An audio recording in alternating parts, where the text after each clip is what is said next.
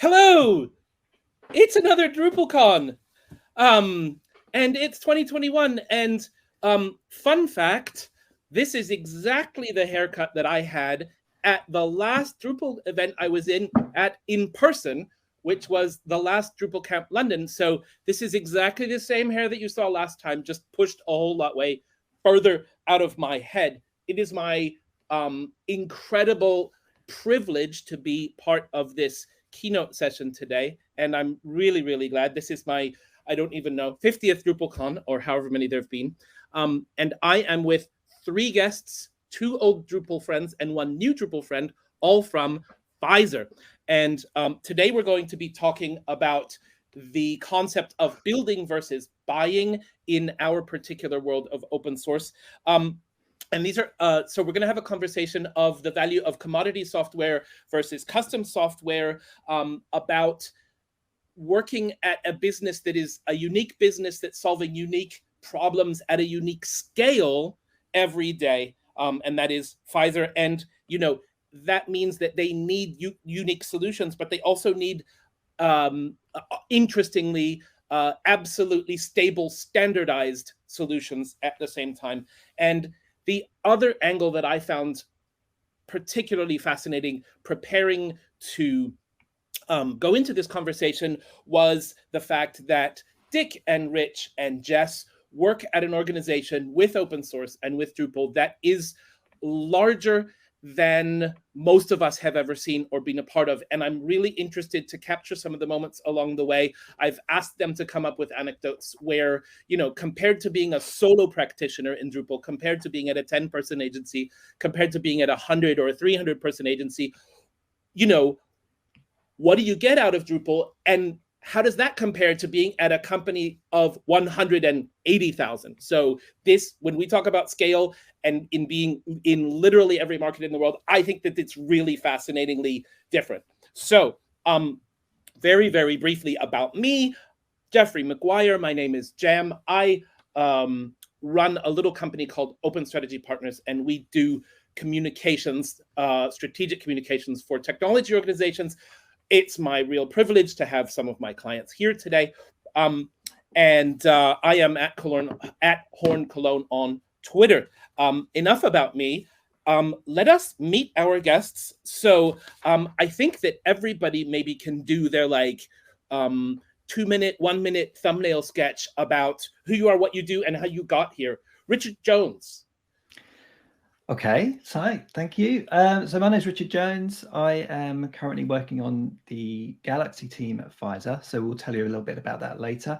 I've come from, well, I've been in the Drupal community for many years. I think I figured out this morning Paris was my first DrupalCon way back in 2009. 2009? Like that. Yeah, that's the one. And at that point, I was running my own small agency with about 10 people. And then after that, we ended up merging with a slightly bigger agency, about 200 people. And since then, I've obviously moved to the next step, or maybe skipped a few, I don't know. But Pfizer is certainly a different scale. So I've been with Pfizer for the last 18 months, actually joined at the beginning of lockdown in the UK, which was obviously a unique time to join any new company, let alone this one. So I've never met in person Jess and Dick, in fact, anyone that I work with. So that's been interesting as well. And currently I'm working on a program of websites that are targeted at healthcare professionals, or HCPs, as we call them. And yeah, that's the program I'm working on right now. Great. Jess Romeo. Sure. Hi, everyone. I'm Jess. Gosh, let's see. Right now I work and lead the Edison Platform here at Pfizer, which I'll go into a bit more a bit later on. But prior to that, I actually started off in publishing and moved over to digital shortly after that, and then into digital agencies. I started at a fairly small agency called Vertical Health, which worked directly with pharma companies. Moved over to Wonderman, which is obviously a huge agency. And then to FFW and to an agency called Nitro Digital. Those last two heavily involved with the Drupal community as well. And then onto Pfizer. I've been with Pfizer for a little over 2 years now. very little. In fact, my anniversary was last week, my 2-year anniversary. And as I mentioned, I work with the Edison Platform here at Pfizer, which I can dive a bit more into, but that certainly heavily involves Drupal. That's about it for Dick me. Olson. All right. Dick Olson, I met you when you were actually still a teenager and an intern at an agency. Yes, that is correct. My first DrupalCon was actually Paris, also same as Rich, 2009. But anyway, I'm Dick Olson. I am a director on the DevOps team here at Pfizer, focusing more on the support and operational part in that group. My journey into Drupal, I started as a freelancer and then joined an agency called Node One. The old timers might be familiar with Node One. I moved on to become the Drupal developer lead at Al Jazeera TV network, Al Jazeera. And then 8 years ago, I joined Pfizer. So I've been, feels like an eternity at Pfizer, but I love it. And I focus on support and operations in the DevOps team. My participation in the Drupal community has been long, as I said. I've been the core maintainer for the comment module many years ago at this point. I was also the workflow initiative coordinator, or the lead for the workflow initiative, also in Drupal 8 core. I have since, however, resigned from my formal duties in Drupal core and focusing more to contribute to Drupal in the ways we'll talk about here today. Right, neat. So to sum up, I think Rich comes from a technical and managerial background through his path in technology. Dick comes straight from the developer side through to and through CMS to this interesting operations and structural sort of technical position. And Jess came out of content and through industry connections in that work ended up at Pfizer. And everyone has ended up with some part of their job being Drupal and an awful lot of their job being open source. So now I think it's time to set the context for the where Dick and Rich and Jess work every day and how I get to interact with them a little bit. Rich, could you maybe set the context so everybody's absolutely clear who, Pfizer's self-identity, who is Pfizer now? So I guess when you look at it, there's a lot of layers to where we are. There's a lot of value statements and slogans, but every company has these value statements, but I think the ones that Pfizer has actually resonate with us. So the main Pfizer statement is like breakthroughs that change patient lives.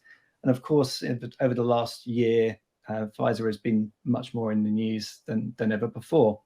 And I think we felt that, and we felt that sort of responsibility of our small part in this whole program.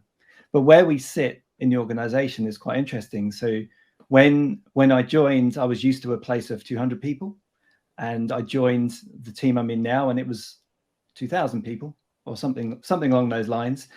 But we're actually a part of a bigger team. So we're in what's called the Platform DevOps team, which is part of a bigger group, which we call C4. Because the real name is so long. It's Customer and Commercial Creation Center. So we deal with all of the outside facing properties.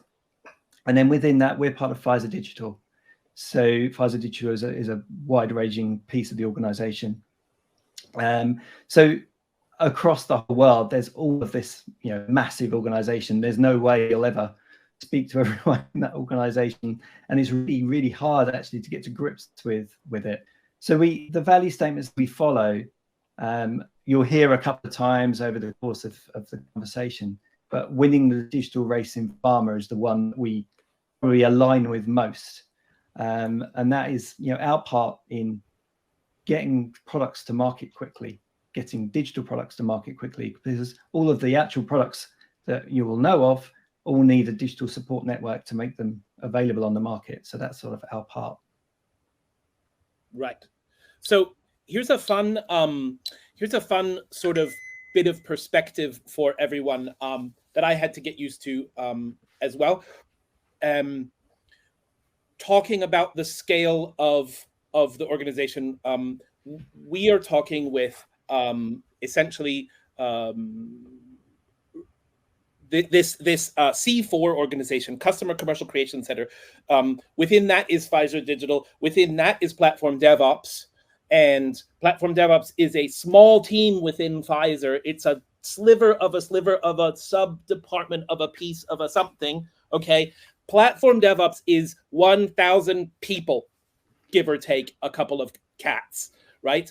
And 1,000 people by any measure is a decent sized organization. And if you imagine the politics and the technical requirements and everything, and you imagine running a digital infrastructure that needs 1,000 people just for that bit, that's not even all of the developers or all of the technical people at Pfizer, right? That bit to keep the platform going is that intricate and that large. So that was kind of mind-blowing for me when I figured it out. And I think it, hopefully we're going to touch on that now going forward in terms of like what upgrade day means, for example, right? Or what it means to, be here at a DrupalCon. So I think that maybe we should talk about, so you're all at Platform DevOps, and Platform DevOps has a bunch of platforms that you run. And I think that maybe it would be interesting to people to hear, if I yell out a name, then one of you could explain what it is and what it does. And I've got 1, 2, 3, 4, 6, 8 of them on my list, roughly. Okay, so we'll start with an easy one. Jess, what is Edison?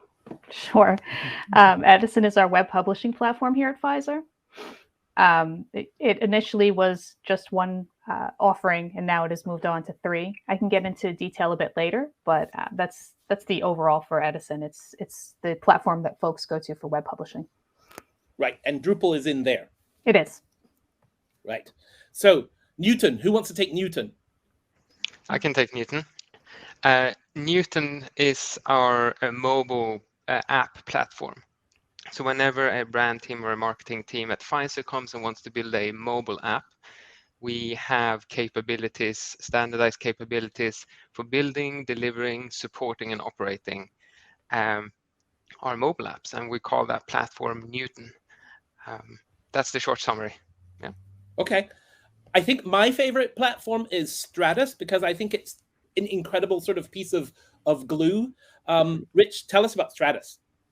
I've got the tricky one. Well, Stratus is a bit of everything, really. It's sort of our it was born of our cloud platform. Ultimately, that's why it's called Stratus. But it can be a number of things. It can be for microservices. It can be for complete bespoke applications. If one of our platforms isn't the right thing and we need to do something very bespoke, we'll typically use Stratus for that. So yeah, I mean, it's got a number of uses, but ultimately microservices and sort of the glue between a lot of the other platforms as well. Right, and in terms of a typical open source style technology story, when Pfizer delivers a mobile app and a static website and something else that all need e-commerce or all need the same login to a particular set of patient info that you're only allowed to read if you have a medication barcode.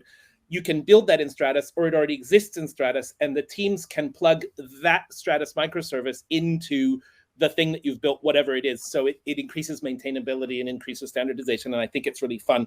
And I think that the exact next piece to plug into that would probably be Biblio and Electron, Dick.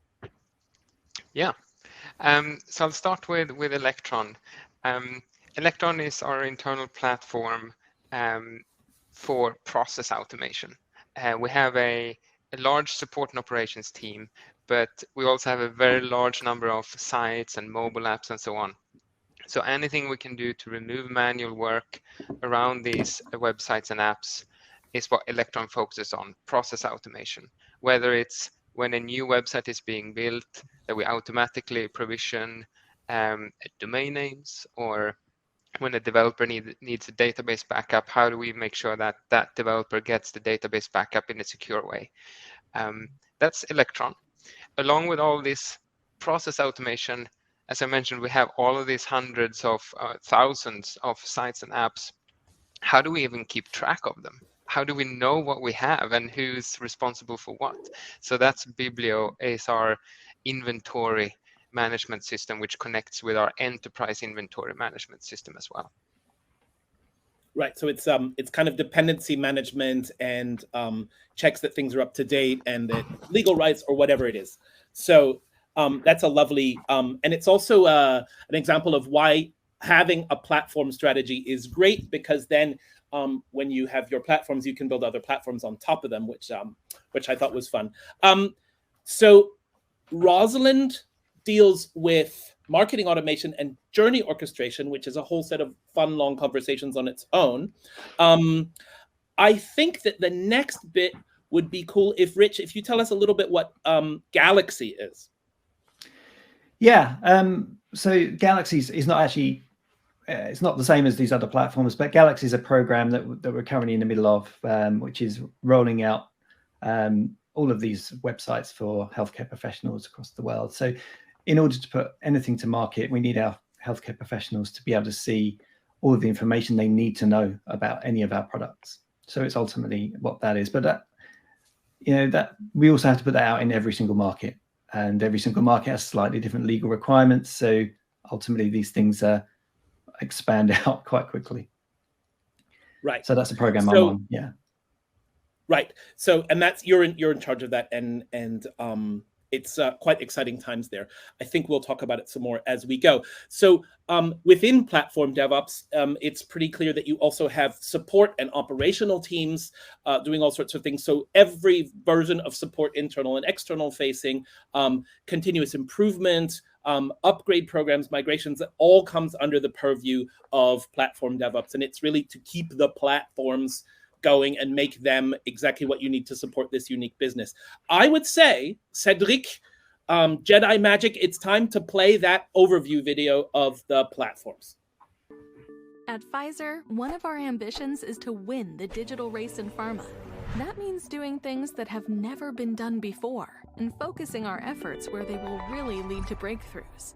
There will be many obstacles in this race to the summit, but by working together, we can establish common paths to maximize our chances of success as quickly and as safely as possible.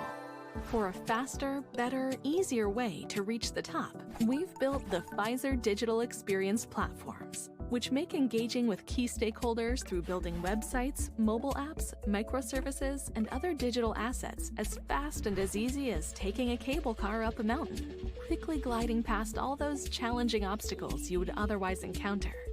We focus on building features and functionality so you can focus on delivering valuable solutions to your customers. Each individual platform is focused on providing specific capabilities, making it easier for you to reach your audience. Edison allows you to create complex content-managed websites with specialist custom functionality. Edison Lite allows you to create simple, high-performing static websites using a drag-and-drop web builder. Stratus is ideal for creating custom applications, microservices, and integrations at scale. Newton Mobile has everything you need to easily create mobile apps for iOS and Android from a single code base. Our marketing automation and customer data platform allow you to deliver personalized campaigns to engage with your audience. And Force.com gives you a mature set of capabilities to deliver efficient solutions powered by structured data such as projects, products, and customer records.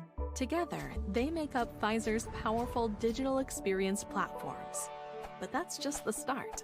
Our platforms are built and optimized on top of industry-standard cloud hosting. Scale, reliability, and performance are at the heart of our designs. We not only handle all the hosting and support for you, but we've partnered with teams across Pfizer to build in controls to meet our compliance, data privacy, cybersecurity, and legal requirements. Getting a solution live is just the first step. Taking care of solutions through their full life cycle is critical to maintaining positive customer experiences. shipping improvements should be as easy and as frictionless as possible. Our development and operations teams work hand in hand, fully embracing DevOps to empower agile delivery, allowing you to release to production as often as you like. Having large-scale platforms gives us the opportunity to invest in automation to bring down the cost of delivering modern, compelling solutions. We run thousands of automated tests every new release to maintain our standards, providing exceptional quality. The result? Together, we can build world-class digital experiences that will realize our vision of winning the digital race in pharma. So I think it's probably worth me just putting in there, Jan, the reason we make those videos. Yes. There's a couple of videos that you'll see today that we've made over the last year, and it's literally because of the scale of the place. It's almost like we have to have an internal comms and marketing effort to help people understand what's available to them. Because if you imagine across the world, people don't, we're a fairly small team and amongst everything. And it's really, really important for us to get the message across to people that this is all the stuff you can do. So we've got these videos that help people understand what our capabilities are as a service to the rest of the business. So there's a couple of those you'll see over the course of this session. It's comparing that experience to the world of smaller businesses. I was at a company of 50 and then 150 and then 300 people and so on. And one department used Confluence and one department used Asana and one department used Google Drive and one department used where's that spreadsheet on your computer, so imagine that times a global operation. It's really, really, really challenging. I think maybe the other thing, so apart from this sort of internal challenge of saying, hey, we've got this thing that is certified and appropriate and ready and cost efficient and ready for you to use, I think maybe you should touch just a little bit on what the current bold move means for the company and for platform DevOps specifically, and obviously the stuff that you're doing in there. Yeah, so the bold moves it's an internal thing, but actually if you Google it, you'll see it's quite well publicized in our annual reports. So from the very top of Pfizer, these bold moves have been set to guide actually the decisions that we make.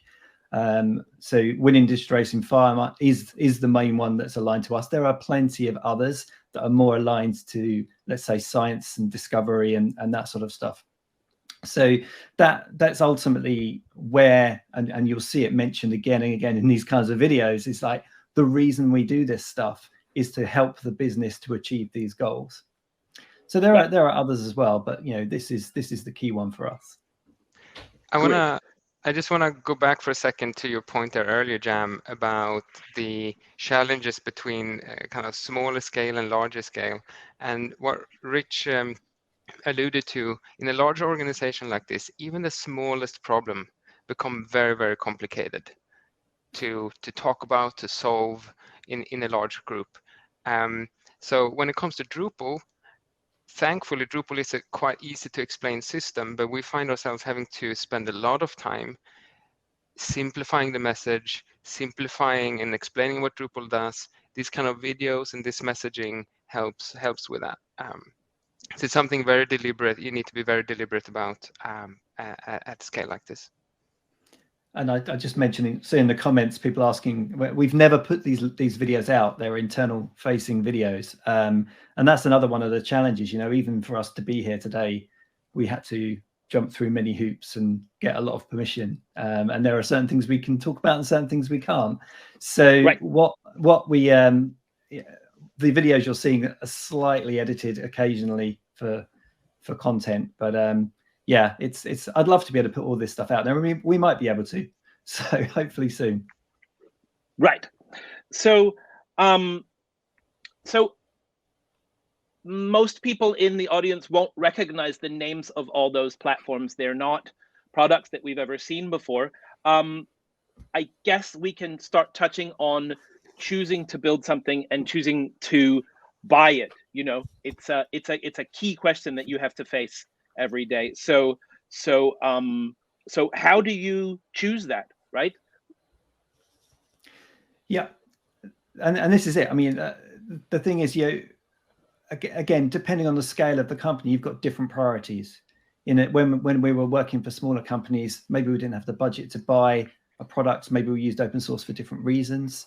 But what we've got today is maybe the budget isn't the primary reason, but you have to look at the scalability. You have to look at the sustainability of the product, and also when you do look at a commercial product, when you scale it up to using it at Pfizer, the license fees do become significant, shall we say? And what we have to look at is it the right idea? Is it the right idea to build something? Is it the right idea do we have such unique needs that we should build something ourselves, or should we buy something off the shelf? And this happens all the way across all of those platforms. The stuff that Dick's talking about with the automation, you have to make very nuanced decisions about, is it the right thing to do to invest in the development time to make something that's perfect for what you're trying to do?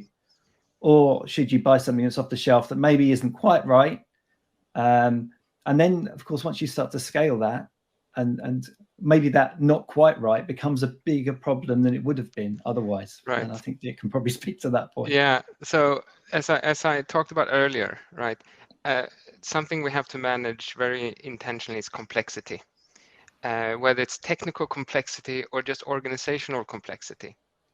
And a key decision in building versus buying is, do you want to buy this whole thing, quite complicated thing? You might just need, I don't know, 30% of this thing, and that 30% needs to be customized anyway to fit your organization's need.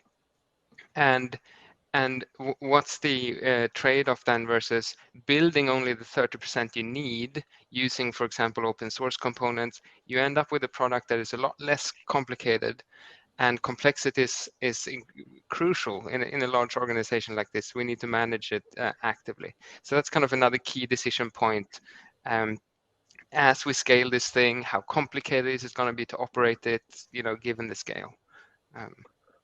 Right, and just to touch on complexity, I think it's clear to everyone that working in healthcare and pharmaceuticals, there's going to be an enormous amount of regulation, an enormous number of requirements on the legal and regulatory side for every single thing that the company does. So there's going to be absolutely the matter of security and contractual obligations and how and where you can host things and so on and so forth. And to my view, one of the things that I proposed thinking about this is somehow open source and Drupal for us was an amazing entry point to build a website for our school or our family reunion or however activism, all these paths that we got in, and it gave us incredible power and flexibility to build things that have been built by thousands of our friends and colleagues, and that was amazing. And the exact specific thing we wanted. And then as we move up into mid and larger scale, I think the fact that it is a set of commodity solutions for standard business problems, right, where we say, hey, get 80-90% just by installing this and the top 10 modules and then customize the rest, that commodity story is really empowering and really big for the majority of business cases. But Pfizer organization is beyond that, and they have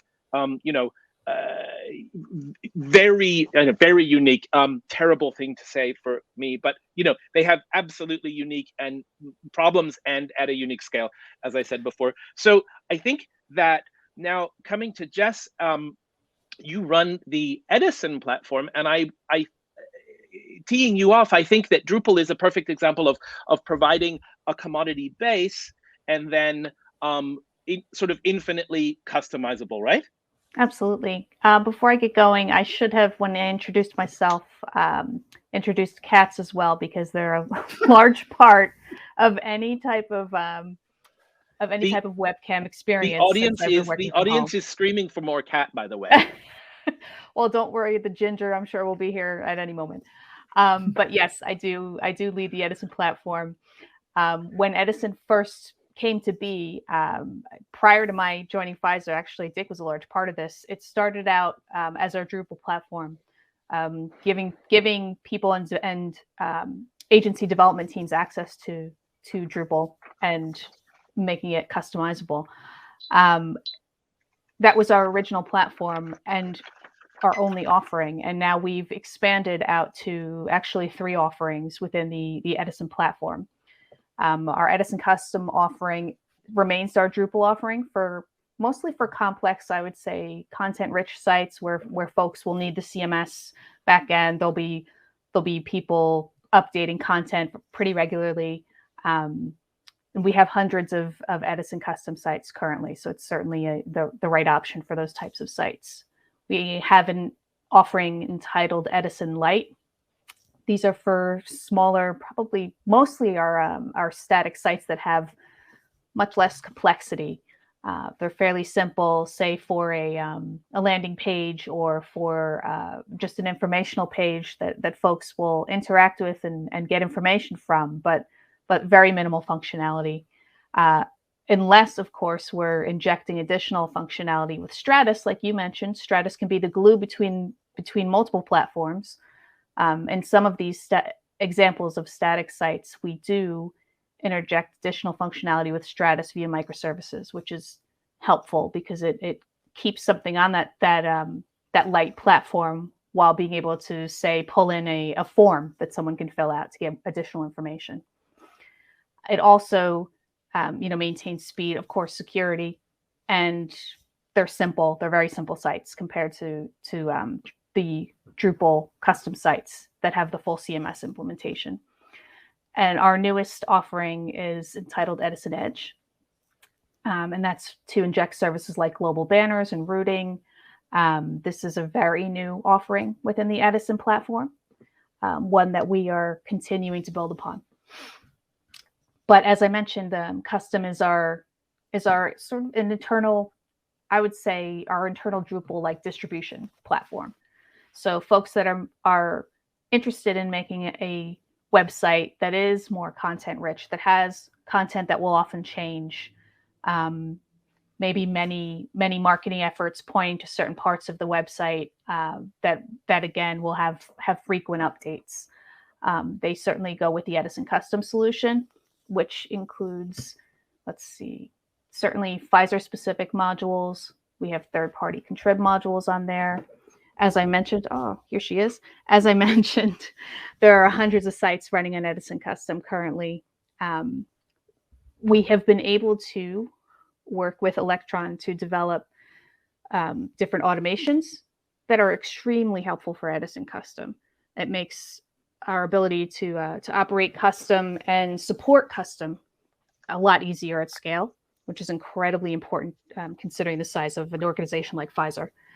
A couple of examples are automated updates, which are extremely useful. I know, Jam, you mentioned earlier, what does it mean for upgrade day and things like that.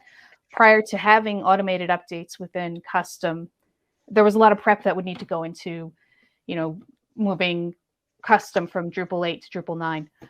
Now with automated updates, we're updating our base regularly and pushing those updates out to all of our sites. So that that's also an application of CI/CD principles, right? Do less more often. Absolutely. So to give our vocal cords a bit of a break here, so there's a platform strategy, and it's pretty clear, I think, to people now that the scale of the amazing scale that Pfizer is working at, Pfizer Digital and Platform DevOps, and they absolutely have to avoid being wasteful, and they really need to avoid duplication. Consistency is key, and standards and design patterns. So, Cedric, there's a video there about the platform values that we would love to see now. Winning the digital race in pharma requires the delivery of the best quality products and services to our customers as quickly as possible. However, moving too quickly risks the stability, reliability, and trust of our services. So what happens when those priorities collide? While digital teams are always striving for faster iterations and faster deliveries, operations teams focus more on stability, security, and low maintenance. After all, who gets the call when things go wrong? That's where DevOps comes in. By combining these two opposing philosophies into a single team in an environment of trust and collaboration, the responsibility is shared rather than shifted. With thousands of digital assets deployed, if each one followed its own development philosophy and standards, even the best support team in the world would struggle to respond to incidents across disparate platforms and applications at this scale. Instead, our approach is to create platforms and services with self-service tools and patterns for building digital projects that meet the customer need and are also scalable, easily supportable, and reliable. We narrow down the options available to a core set of capabilities that are proven, and then build operational support expertise around them. Our philosophy is to ensure that digital products can get to market faster, with better quality and architectural standards, and with common capabilities that are easier to implement. And we're not just saying that. Automating our Edison move to production process was a significant factor in enabling the launch of 30 COVID vaccine support websites across Europe in just 48 hours. Sometimes there are unexpected changes with wide-ranging implications. Recently, a third-party provider changed their billing policy, potentially increasing costs 10 times overnight. A change to the Newton platform enabled a seamless switch to a new provider with 75 apps updated in 1 week and zero impact on users. These are the real-world scenarios that our strategy is designed to address. By building platforms that provide a compelling developer experience and that are designed for the needs of our customers and our business, we resolve the inherent conflict between the race to market and the core stability of digital products and services. Having solid foundations to work from and proven solutions for many common challenges enables development teams to deliver even more ambitious digital experiences, accelerating us toward achieving our goal. So, like to follow up on that one, the reason that one exists is every time that someone comes to us and says, "Oh, can't we just use this to build this? I know I used it somewhere else. I know it will work." But of course, they don't necessarily appreciate all of the other stuff that's under the surface that's going on. So we typically will roll that particular video out or point them to that video and say, "Look, there's a lot more going on here than just picking the shiniest new product that you want to use." So yeah, that again, these are the reasons we create this type of material to support the strategy that we've got. And in a big organization, like we need to focus on like problems that are really valuable to solve. One of the key things mentioned in the video there is our ability to move fast, right? One of the things we chose to invest into Drupal is making content approvals easier.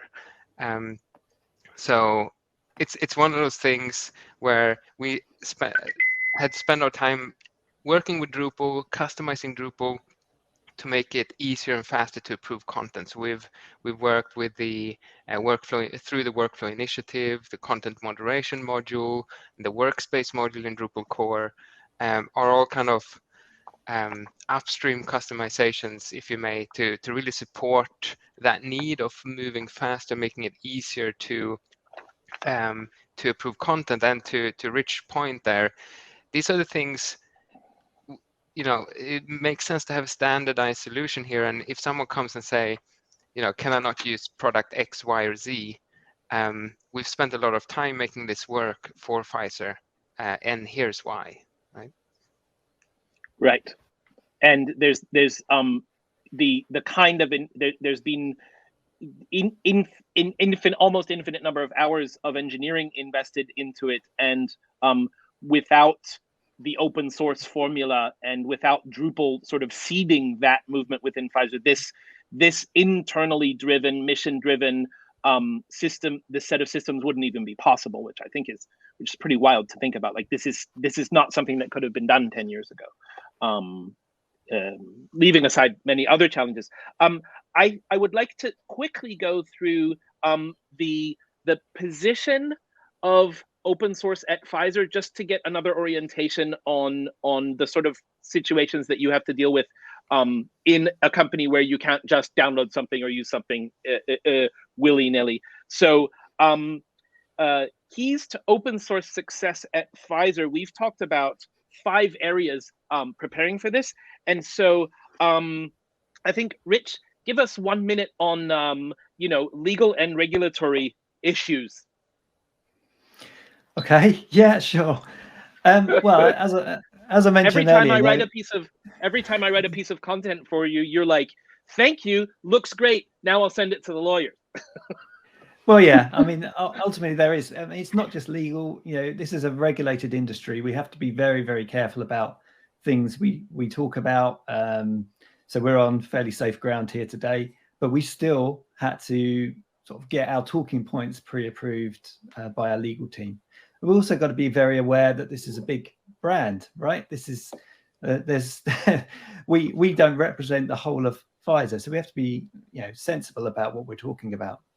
You can't just sign up for a new product on a credit card. You have to go through a procurement process. Yep. Yeah, it's just that is the way you have to go, and you have to consider that. Oh, you just want to use this product. Well, it only costs $10 a user. Okay, well now add 2,000 users and see how much it costs. It doesn't take much to figure that out. So we have to worry about that. We have to worry about automated security. We have to be very aware that we are potentially a target. And of course, we have to be very, very careful in the regulated industry that we have to all be, when we join Pfizer, we all have to be trained in our responsibilities as part of a pharmaceutical company. So there are special cases as well. That's not just a big company thing, it's a big regulated company thing. I'm sure you would find similar things in financials as well. So yeah, on legal, there's lots to worry about. And we just have to be super careful. Go on, Dick. One quick additional point. I think it's something that it's a thing that I think is changing slowly but surely. If I compare to when I joined Pfizer 8 years ago, trying to talk to the legal team and the compliance team about open source, you were met with a lot of question marks. Fast forward 8 years, and it's a completely different environment. Sure, you definitely still need to work with your legal team, your compliance team, because you will only set yourself up for failure if you try to circumvent it, right? But it's a much easier conversation to have today than 8 years ago, for sure. People have heard about open source and it resonates with people. You still need to go through the process, but it's slowly getting better. I think that's my experience, at least.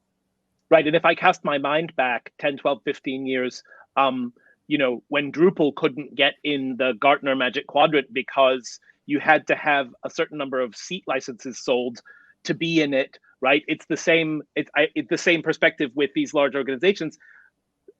In the past, well, what's the formal chain of responsibility and who's liable and whatever? It's like, oh, hey, it's a bunch of geeks who threw stuff together, is a really hard argument to make to a corporate lawyer, right? Jess or Rich, why don't you talk about the time and investment cost that sort of is the counterbalance to not having like a zero license fee? I mean, can you talk to that? I would give that to you. Drupal stuff, yeah. So what was that, Rich? I was going to say, can you talk to that with the perspective of the Drupal community and the work that you're doing there? Or? Sure, I can talk a bit to that too. And if you want to jump in anytime, feel free. I think that building tools like on open source rather than buying stuff off the shelf, we have to consider what we need to budget for. When you're buying something off the shelf, you know exactly what you're paying for. You may be paying for those thousands of licenses, like we just mentioned. Whereas if we're deciding to build, we need to consider time required, obviously, to work within the community. We have to think about how we're going to develop our own customizations that will work for Pfizer. What's nice is that, with open source, obviously we're sharing quite a bit with the community and taking from it as well. But it's an excellent relationship to have. We also, we can't. There's no vendor to ask for changes, to ask for something done quickly. Like it is on us, and we need to make sure that we're budgeting time and costs to cover those changes, testing, everything like that. We need to make sure that we have the ability to work with the Drupal core team. And we're certainly, as mentioned, we have to make sure that we allot for the appropriate time and make sure that we are covering the appropriate resources. Right. It's a different way of thinking about it. Right. And I think that also takes some explaining to people who are unfamiliar with the model. But, this sort of sweat equity model, I think that Pfizer gets an incredible amount out of Drupal. And I know that Pfizer contributes an incredible amount. And not having that vendor, the flip side of that is you're not stuck in somebody else's roadmap. So I want to talk about a couple of points quickly. And anyone can interrupt me if I'm getting anything wrong here. The third point on our list was expertise. And it's really interesting that you have the power to hire large teams of great developers and engineers. And it's really easy to modify Drupal. And yet modifying Drupal is roughly the last thing you ever want to do, because you don't want the amount of technical debt that it would cause to maintain your own fork or your own distro or your own whatever. So the Pfizer digital teams strive to improve core and to introduce features and to open source everything that they use so that it is as standardized as possible, because as we've already discussed, the amount of customization that's happening, or the number of unique business cases that they're solving every day, is so enormous that they just can't afford to own any code that they don't have to, right? And so it goes on every level. Dick's project, Biblio, takes care of dependency management on all sorts of levels. It's and in some part of our conversation, Rich, we were saying that you build more complexity than most organizations can afford to get the simplicity that you need at scale, right? There's an incredible infrastructure investment there. Yeah, and I think this is the thing, we have to make sure we have the right people. And actually, this has been the case all the way through my Drupal journey, right? You can do all sorts of things with Drupal and not know how to do it the right way, the Drupal way, yeah? So you end up hacking core and doing all these things that cause you a lot of trouble. We have to prevent that kind of thing from happening. We have to make sure that the people we are working with are building out these things absolutely know the rules and know how the community works, know how to contribute, how to apply patches and contribute to the community properly. So yeah, I mean, ultimately, I think sort of a mantra that Dick and I have got is you just don't want anyone modifying code, really, at all. You'd rather we have people that understand it. Think of the kittens. And so the next point on our list was engineering excellence, and I just want to say that that the Pfizer digital operations would fail without engineering excellence, and they've gone all in on DevOps, on all kinds of testing, and especially automation. Automation is a focus on every platform all the time, to save time and increase quality, reduce human error. I think that the fifth thing on our list, though, might actually be the most interesting part, and that was that. And I don't want to say this in the negative way. I don't want to say they will fail without this. Part of Pfizer Digital's success is the diversity of the operation, and I mean that is at a global scale, and it involves teams from all sorts of interesting places. And I have had interactions, I mean, honestly, literally with people in China and Cairo and anywhere in Europe and in the US and so on. And Jess, can you talk about the waking up in the morning and seeing your team and saying good morning, good afternoon, good evening? Absolutely. I think one of the best parts of what I do, as you mentioned, is really knowing the global scale of not just Pfizer, but of my team in particular. I'm on the East Coast of the US, so when I wake up, things are full throttle already. The majority of my team is probably throughout Europe and the UK, but I also have folks in South America. I have folks in India. I have folks in Africa, Malaysia. I have folks all over the place. So I think that it's extremely useful for what we do, because we always have someone available to kind of talk through an issue or to help someone else with a solve. We also have so many different perspectives, I think, interspersed throughout my team in particular. that it really helps us to I think sort through some of the unique challenges that our platform sort of gets confronted with, and certainly within the development and discovery as we're walking through adding additional either functionality to the platform or capabilities. It's really a gift, I think, to have that ability to be throughout the globe and know that we have such a seamless process for communication that it's not ever an issue. Wow. So okay. yeah, I mean, I wake up in the morning, folks are already on on everything, and we have our daily check-ins. We do work in Agile and Scrum, and it's we find that time to make sure that we're all able to get together each day. And one quick point on diversity before we move on is the open source community just adds to this diversity, right? Which is very, very important. Another diversity point that I want to bring up as well is the number of ways the open source community allows us to contribute back or interact with. It's not just code, but there's like a diversity of options also in terms of how we can kind of interact the other way, which is very interesting. Yeah, absolutely. Since the conversation has been so interesting, we are running short of time, and we're not running short on topics. I believe the organizers told us we could go a tiny bit long, so I'd say we're going to try and talk for like 10 or 12 minutes about the last two topics, and then stick around for some Q&A. I'm not sure when the hard stop is, but maybe Cedric can give us a heads up in the chat. But I'm going to keep going. I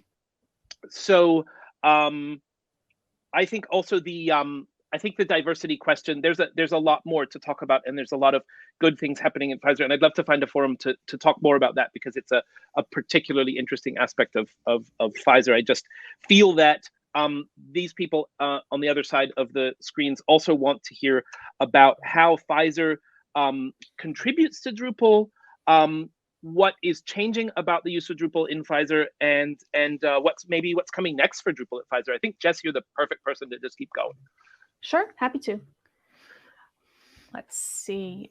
We have lots of things that we're able to, again, Kat, to work on directly. We have team members that participate in issue queues. We certainly have a lot of websites. So we're able to find areas of improvement, and we can submit them back and share those with the community. We're certainly watching our key initiatives, most of which are strategic for operations. Certainly we're speaking and sharing about our experiences with the community, and also supplying code, of course. Sorry, go ahead. So I was going to say, one of the things that we are tracking, as Jess said, the core initiatives, and a lot of what Drupal core has been progressing are the things that are really important to us. And as Dick mentioned earlier, workflow was vital to us, and we were involved there. The API initiative and that sort of stuff is absolutely key, because as we move, one of the things Jess mentioned was Edison Lite, and that is able to consume content from Drupal via the API. So these are the things where we have been following along with where the Drupal community is going. Automated upgrades as well being a huge thing. That these are the problems that we have. These are the problems that we need to solve. So from our perspective, it's great to see that these are the things that Drupal has been, as a community, has been focusing on for core over the last few years. So our sort of message is that it's all in the right direction for the type of things that we need, and it's clear that's useful for enterprise.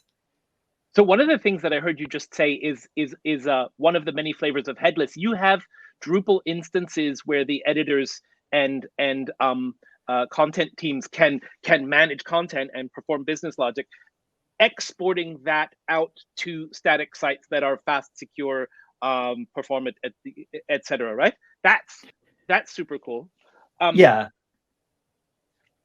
It's not even so much exporting it. It's live links. So all of our when I talk about the things that I'm working on there, it's web components based. So those web components can be wired into an API, and that API might well be Drupal.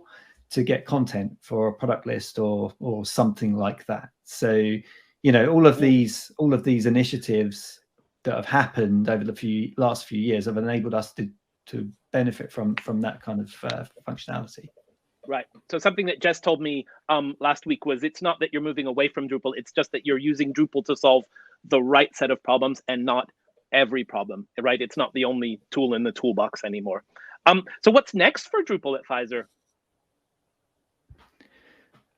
So I think, well, Dick can probably answer to the automation side of things that we're looking at as well, yeah?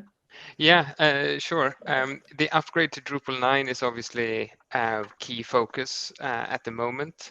Hundreds of sites are moving over to Drupal 9, continuing to invest in automation around that, testing, etc. So I think that's a big focus. We really look forward to move over to Drupal 9. The upgrades have become a lot less painful over the years, moving from Drupal 6 to Drupal 7, from Drupal 7 to Drupal 8 was quite painful. It's getting easier and easier, but I think you know, Drupal as a product and the whole Drupal community, there's still more work we can do there. We find ourselves trying to manage total cost of ownership a lot, right? Which is why we invest so much in automation, whether it's, you know, automatically trying to apply upgrades, automatically running tests. Testing Drupal is a challenge, right? So continuing to invest in all of these places is definitely always on the roadmap and next on the roadmap for sure. Cool. Cedric, let's run the build versus buy video. Then we'll take a couple minutes to talk about it, and we'll have a couple minutes for questions. In enterprise software, the decision of whether to build or buy is a common one. In the past, this has often been a simple question with an easy answer. Buy to handle low-level commonplace functionality, and build those elements which are more niche or highly visible. But this is changing. All over the world, industries are being disrupted by companies who are raising the bar for customer experience and forcing others to evolve or risk becoming obsolete. And the key to this disruption is a different way of thinking about the build or buy decision. What these disrupting companies have in common is their fundamental approach to software, viewing it as a source of competitive advantage rather than simply a logistical necessity. Where previously, buying software was the norm because of the challenges of building bespoke tools, these disruptors are able to continuously improve the customer experience by rapidly iterating new software features, an option only available to them because of the extent to which they have embraced building their own platforms. In a constantly evolving market, this speed of iteration is key, and put in the context of build versus buy, it may seem that buying would have the edge here. Purchasing a ready-made product should be much faster than developing one. But it's not quite that simple. Buying a product is a complicated and extremely lengthy process.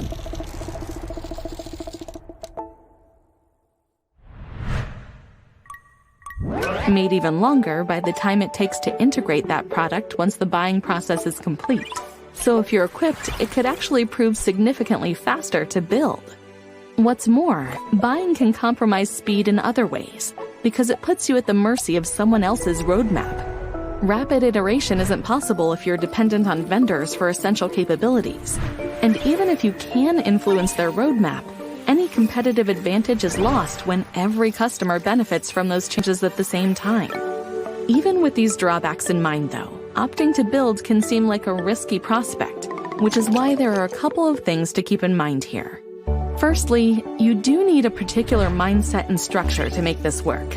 An agile culture that can work fast, focus on quality and recovery time rather than release windows, and prioritize learning from mistakes rather than assigning blame can make bespoke platforms much less risky than their off-the-shelf counterparts. Rapid iterations reduce risk because recovery time is much shorter. Secondly, and most importantly, build doesn't mean from the ground up anymore. Today, building software is more like assembling pre-existing parts, buying off-the-shelf components, building the ones that don't exist, then connecting them all together and constructing a bespoke layer on top. This approach combines the best of build and buy, and it's the central principle that has enabled disruptors to push their industries forward, not by starting from scratch, just by focusing efforts where they really make a difference. And this is exactly the basis on which DevOps functions. Between Pfizer Digital's well-established suite of digital experience platforms and our rapid software iteration capabilities, we're in an incredibly strong position to add new capabilities to our arsenal. So when the question of build or buy arises, it needn't be a binary decision. We can buy third-party components and integrate them with the platform that we've built, using our extensive experience to judge the best approach on a case-by-case basis. This platform strategy is key to Pfizer leading the way and innovating in software, just as we do in our core business. By assembling platforms that are more than the sum of their parts, we enable the breakthrough experiences that will drive our business towards our goal of winning the digital race in pharma. Okay, so I had a moment of insight in there. Essentially, I see a parallel between the Drupal community building software for all of us to use and benefit from, and an organization like Pfizer building software and systems. Both of these large organizations derive a competitive advantage from building exactly what we need. And organizations who are not software building organizations shouldn't become those, because the software is not, if software is not your competitive advantage and the thing that you do, that's not what you should be focusing your investment on, right? So I hope that, Rich, do you have like 1 minute of sort of summing up build versus buy as well? Yeah, I guess the way I look at it, again, this is a video that we use when we get the question that says, why would you build that? That doesn't make any sense. But the decision is like, we're not going to build a video streaming platform because we're not Netflix. We don't need that. And we can use a commodity video streaming platform. But when it comes to the things that are vital to our operation, things like global customer data and this kind of stuff, and the compliance side of things, there's not necessarily a off-the-shelf thing that works, and certainly doesn't integrate with all of our systems. So we focus on that is the bit that we need to build. And that's the argument that we need to make and say, no, it is worth this investment, but not over here, over here. And again, that's just sort of the reason we make those kinds of videos, is to help people understand that point, and why we are saying the things we are saying is to help us in this particular direction. And the key point in the video, right, is building today doesn't really mean build from scratch, right? It means often assembling, let's say, open source components or ready components into something that's really tailored to what you need. So very quickly, thank you, Rich. Thank you, Jess. Thank you, Dick. I could have gone on for several more hours. I hope we've gotten a decent balance in here. There are a few questions that maybe we can dedicate sort of 45 seconds each to, or a minute each to. So João Ventura says, assuming older sites are all Drupal 8, how are you planning to roll out Drupal 9? And how many modules are you supporting to allow that? Yep. So I can take this one. A key part of our Edison platform has been the standardization of our platform. We provide kind of vetted modules to vendors who come and build sites for us, and we really try to manage that platform, that list of modules, because we know that in a year from now we're going to face updates. So really controlling the modules that we use makes it a lot easier for us to upgrade to Drupal 9, and we're just in the middle of this process. So really trying to manage the inventory of modules and how we apply patches to that. There's a related question by Alexei on this topic in the chat. How many patches do you apply to Drupal core? Alexei asks, because every site needs some patches. And the same concept here. We provide Drupal core to our vendors that they are not able to modify. It comes with a small set of patches that the Jess team is managing actively, because every site needs a few patches, but it's really kind of controlling. So we provide Drupal core, and we provide a set of modules to these teams and installation profile effectively. And that's how we try to manage the inventory. So Tassos Kutlas made a really great point, which I'd like to sum up as to really be part of open source and get the most out of it, you need to be contributing to it as well. So you need to be making it to really be a part of it and really get the most out of it. And that's a old story, but I think it still really holds true. Rich or Jess, how do you know when it's appropriate to contribute code back to the community? And do you have to get legal approval for every contribution?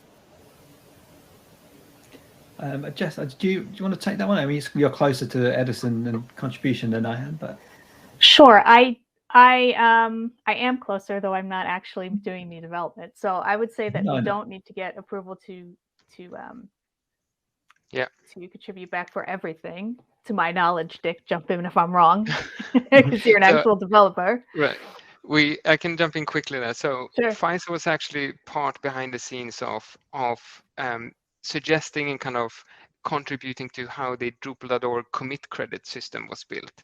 We've got legal approval from our legal team in how we attribute contributions. So we kind of got that framework cleared with our legal team.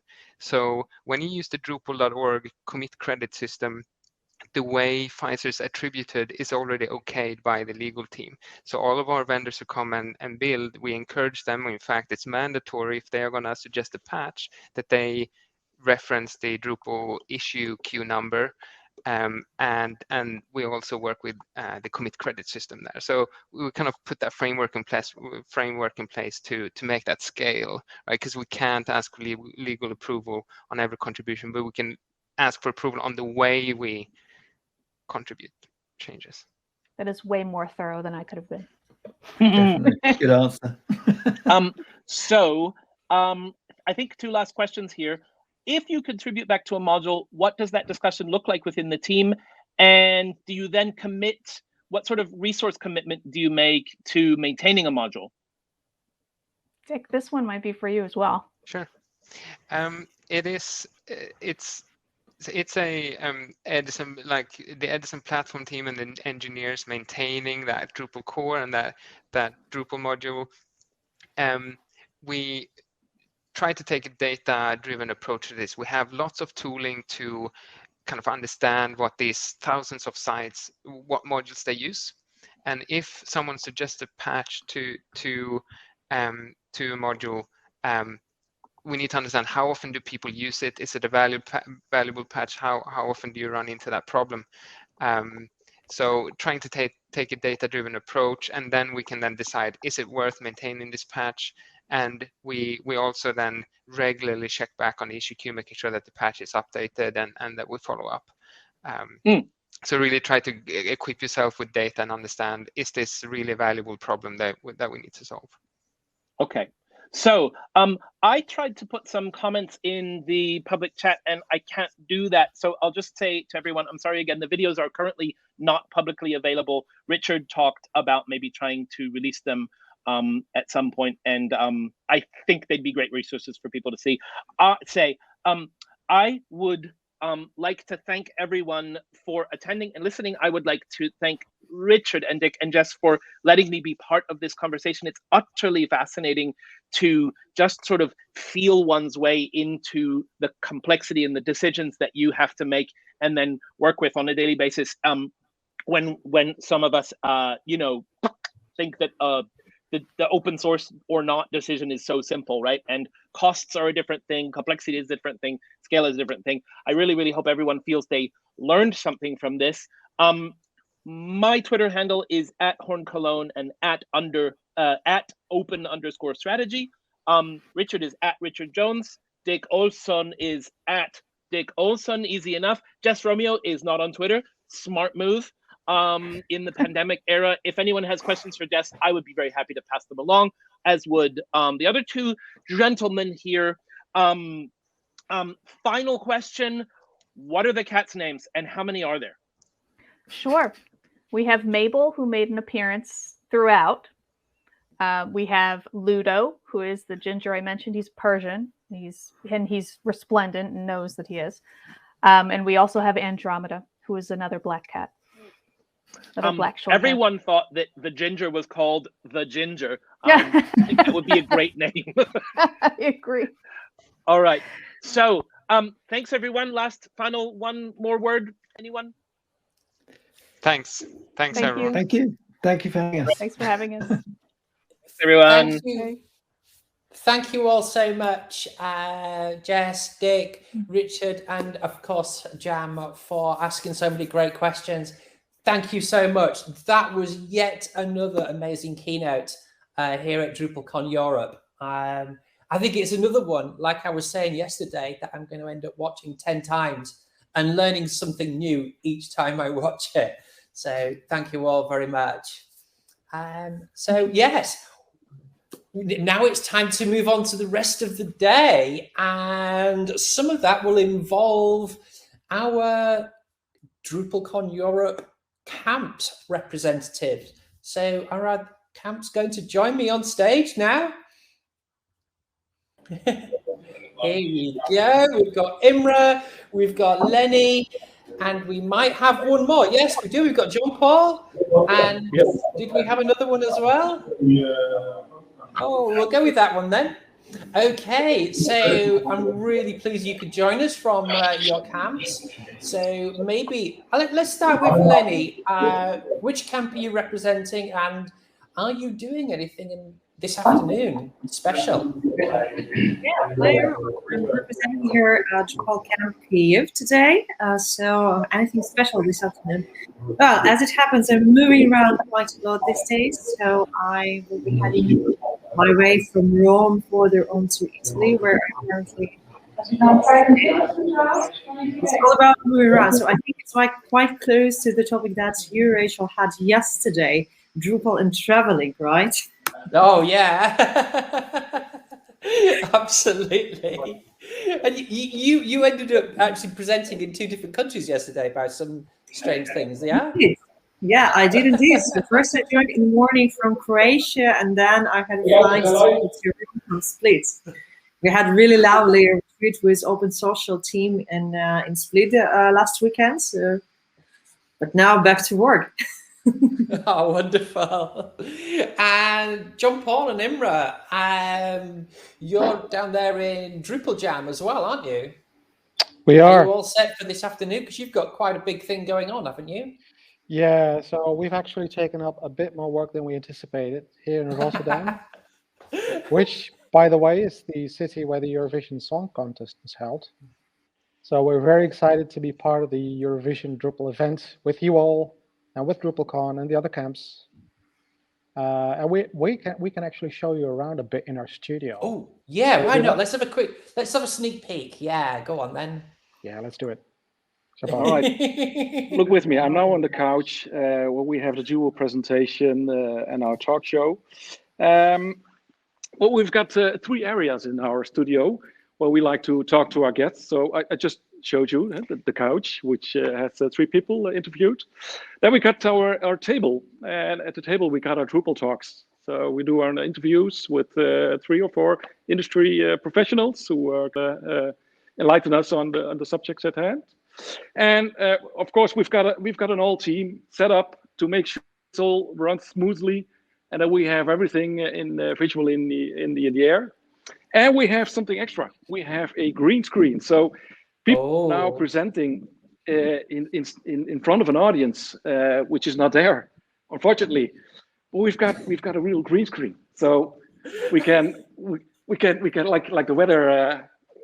We can point out where the things are in the presentation. So it's going to be very cool, and we're very pleased that we can do this. And yeah, we've got a lot of work. So back to you. You got compliments. Yeah, we feel a bit like show-offs, but we're also very proud of this.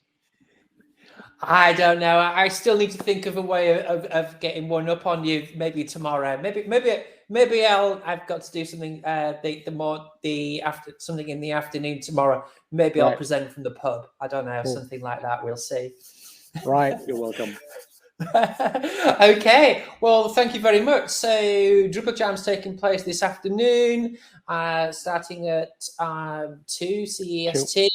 At the top of the hour, and we have some bits and pieces taking place, lots of different sort of Drupal camps taking place. We've got also lots of opportunities to contribute to Drupal. So you've just heard all of the people at Pfizer talking about how they contribute into the project and help that make. Well, you can take part as well. You can take part in the general contributions that are happening over on the Drupal contributions platform if you look in the schedule. And there is also a first-time contributors workshop taking place, which will allow you to understand how we begin to contribute to Drupal. Mostly code, but also we do other things as well as code, understanding things like how we work the issue queues, how we get involved, what opportunities there are to contribute, etc. And Chris will do an amazing job of taking you through all that, including, for those that need it and for the places where you need it, the brand new tool, Drupal Pod, which is actually really cool. I think it's amazing. So that would be great. And I think what we'll do is we'll wrap up here and we'll let things start at the top of the hour, yeah? Have fun, everyone. I'll let you get ready, okay? Have fun. See you. Bye-bye. See you soon. Bye.